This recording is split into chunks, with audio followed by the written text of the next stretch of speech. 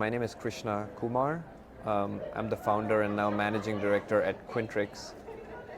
Quintrix is looking to solve the long-term talent shortage problem and also the diversity problem, which we all know is so important.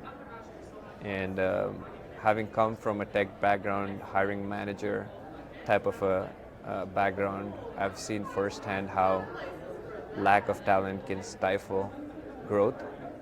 So here I am 12 years later. Wow, yeah.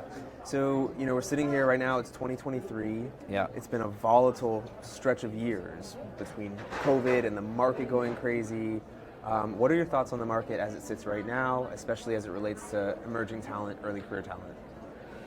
I'll tell you about the good parts first. I think in spite of all the turmoil and the layoffs at FANG companies, as they call it, the employment market is pretty strong, right? Historically, the tech industry has been very sound, and it's only going to be more of that going forward. So I think the problem of talent is not going away anytime soon. But on the flip side, I think there's just a lot of uncertainty, right? How long is this macroeconomic situation going to last? No one knows, right? But I think the fundamentals are still strong. When you think about how companies should be engaging with early career talent, what are some best practices? What are things that you're advising the companies that you work with on how to present themselves and communicate with early talent? So essentially, I see there are three pillars in early talent, right? One is the sourcing/recruitment piece, and then you have upskilling, training. And the third piece, which I personally find most fascinating, is how to ensure success on the job. Because you can train someone till the cows come home, but when they actually step their foot on the pedal and when the rubber road meets the road, it's a whole different story.